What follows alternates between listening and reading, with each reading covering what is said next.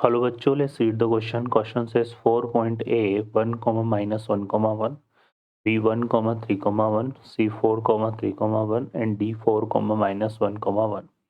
Taken in order are the vertices of a parallelogram which is neither a rectangle nor a rhombus, an isosceles trapezium and a cyclic quadrilateral. Solve करते हैं बच्चों question को. इस question में अगर हम बात करें तो जो की कॉन्सेप्ट है वो देख लेते हैं. यहाँ से हम की कॉन्सेप्ट में बात करें तो in cyclic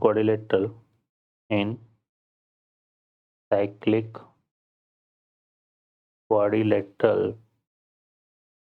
sum of opposite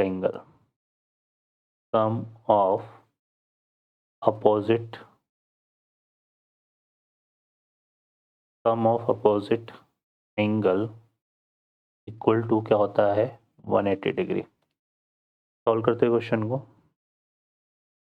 इस क्वेश्चन में हमें 4 वर्टाइसेस गिवन है. ए गिवन है 1 comma minus 1 comma 1, B vertices है 1 कॉमा 3 कॉमा 1, सी वर्टाइसेस है 4 कॉमा 3 कॉमा 1 और डी वर्टाइसेस है 4 कॉमा माइनस 1 कॉमा 1.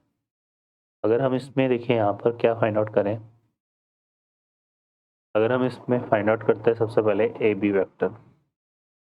तो ए बी वेक्टर हमारा कैसे डिफाइन होगा 1 माइनस 1, क्योंकि ये 1 है ये 1 है. 1 माइनस 1 कितना आएगा 0.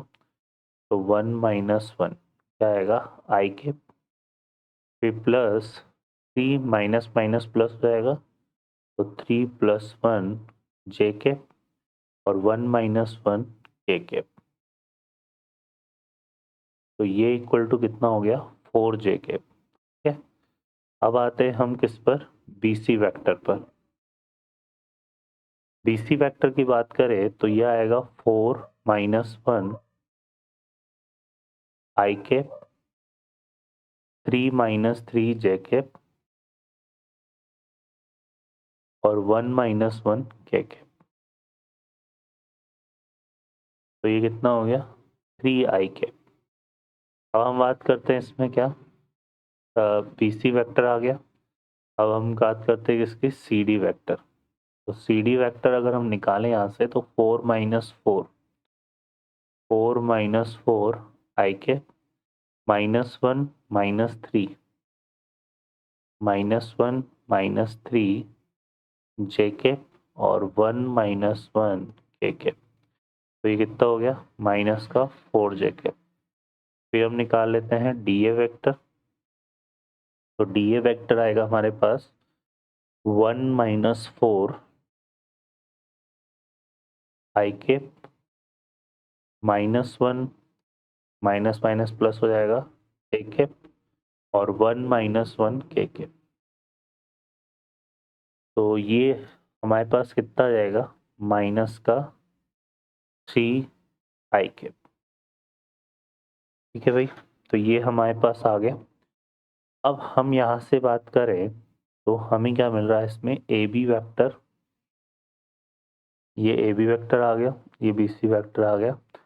अगर हम यहाँ से ऑब्जर्व करें तो क्या हो रहा है ए बी वैक्टर का बी सी वैक्टर के साथ डॉट प्रोडक्ट करेंगे तो आई का जे के साथ डॉट प्रोडक्ट 0 होता है. तो ये इक्वल टू 0 आएगा. इसका मतलब क्या हो गया कि ए बी वैक्टर जो है वो परपेंडिकुलर है किसके बी सी वैक्टर के. फिर इसी तरह से बी सी वैक्टर का अगर हम सी डी वैक्टर के साथ डॉट प्रोडक्ट करें तो यहाँ पे भी वही आई और जे बन रहा है तो डॉट प्रोडक्ट 0 होगा. तो बी सी वैक्टर जो है वो भी परपेंडिकुलर है किसके सी डी वैक्टर के.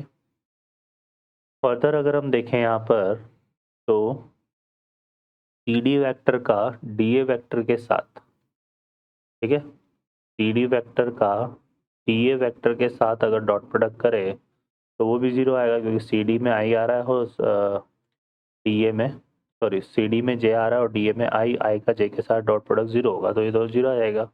इसका मतलब सी डी वैक्टर भी क्या हो गया परपेंडिकुलर है इसके साथ डी ए वैक्टर से. फिर हम बात करें यहाँ पर तो बी सी यहाँ पे बी सी वैक्टर है और ये तो हो गया। अब हम बात कर लेते हैं DA वेक्टर का AB वेक्टर के साथ डॉट प्रोडक्ट। तो AB वेक्टर में आ रहा था 4j कैप, DA में आ रहा है -3i कैप, तो ये भी किसके इक्वल आएगा 0 के। ठीक है, तो यहाँ पर ये बोल सकते हैं कि DA vector is also perpendicular to AB vector. तो यहाँ पर जो क्वाड्रिलेटरल फॉर्म हो रहा है वो कुछ इस तरह से फॉर्म हो रहा है। Each angle is 90 degree. Her angle क्या बन रहा है यहाँ पे 90 डिग्री बन रहा है। यहाँ पे हमने ले लिया B, ये हो गया C और ये हो गया D।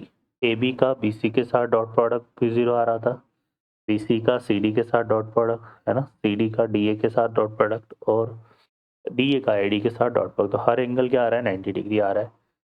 ठीक है, तो ये चीज़ इसमें हो रही है, क्लियर है। तो और सेकंड अगर हम बात करें यहाँ पर, अगर आप देखोगे तो क्या हो रहा है कि मैग्नीट्यूड ऑफ AB वेक्टर किसके इक्वल हो रहा है, यहाँ पर मैग्नीट्यूड ऑफ 4j आ रहा है और ये -4j, तो magnitude of AB vector magnitude of CD vector के इक्वल है। तो AB वेक्टर CD के इक्वल है ना। और यहाँ पर क्या हो रहा है, magnitude of BC vector equal to magnitude of DA vector, magnitude of BC vector equal to magnitude of DA vector. तो ये हो रहा है, तो इसका मतलब क्या हो गया, length of opposite sides are equal. लेकिन यहाँ पर अगर देखेंगे तो लेंथ ऑफ